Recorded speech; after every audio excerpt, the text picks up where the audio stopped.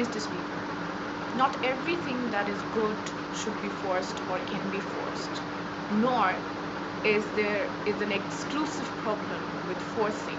But we think, Mr. Speaker, governments or experts or professionals like doctors can force things when they have a bigger benefit, when they have a guarantee, and when it is the only or probably the best option to solve the problem, the crisis.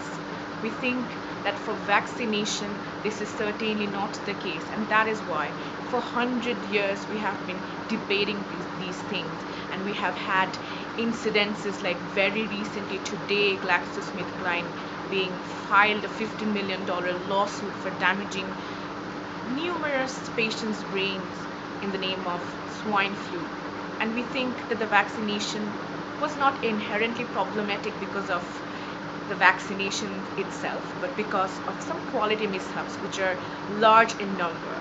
We think, Mr. Speaker, that's why the important players in this entire context, in this debate, would be how we can make every stakeholder that is associated the issue more accountable. How do we show that what is the bigger exact mandate of the government, what is the role of bigger corporations and how it's being played, and how not forcing is the better way to go with people. Moving on. Before that, our opposition proposition has showed us brilliant characterization, but which has been biased. We all know vaccines are developed to deal diseases, right? They might have some certain mishaps, but those mishaps are really detrimental when we have terminal illness, when we have consequences which are more severe than the disease we were trying to fight, when there's a 0.0001 chances of cervical cancer happening to the person who got recently vaccinated, right? Because the very way vaccines work is similar to homeopathic medicines, right? Which are like somehow increase your disease to create your natural body immunization more stronger, and vaccines react differently to different humans, different bodies, right? Even acknowledging these factors, we have had tremendous of junk science experiments provided by government officials to just convince people, Mr. Speaker, that vaccines are safe. We are telling you it's not, certainly, and we have tremendous examples. Even recent one in Florida, 12-year-old getting a paralysis, a lifelong disease, from a simple measles vaccine, which had no problems in terms of quality, but it had a problem because this is how exactly vaccines can occur, that we know as more commonly side effects, right? So we think, Mr. Speaker, that such ratios are here which cannot guarantee us, which cannot certain the benefits of vaccination, but can certain us that we are losing constant accountability of our government to ensure best quality vaccines are provided.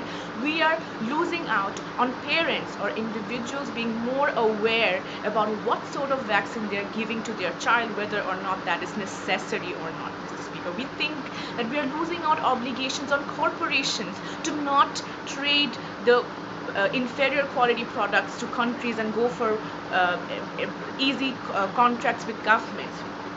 So let's move on to our core arguments. Firstly, we think, Mr. Speaker, that the bigger mandate of government is to protect individuals through acknowledging individual rights, Mr. Speaker. We think you have not banned smoking or tobacco, despite this is the highest reason for cancer, and it's guaranteed to cause cancer to patients, especially in the third world countries. You have not banned sugar for diabetic patients. You have not banned junk food.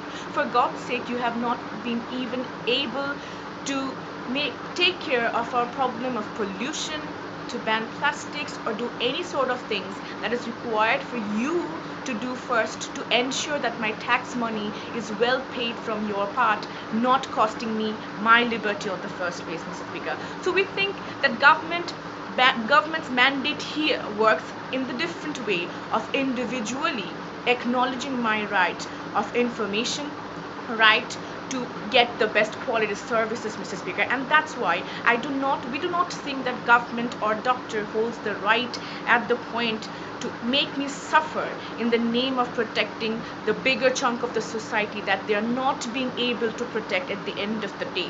that is not justified principally. Secondly, we think consent is the most important thing in this debate, Mr. Speaker, because it's more difficult for government to slip in something controversial when there's consent involved. Accountability comes automatically, Mr. Speaker, or at least in a better way than without consent. We think, Mr. Speaker, when we do not force or pressurize force these parents, they start asking questions. Government would now have to fulfill their roles in different way by knocking their doors and trying to prove them with tangible documents, tangible statistics, and the best quality of services available, Mr. Speaker, in order for them to be convinced, right? And we think that's when we can put the pressure on government to ensure proper documents are channeled, proper statistics are there, and for that the quality maintenance is assured from the beginning, from the supply of these very vaccinations to the end of the chain.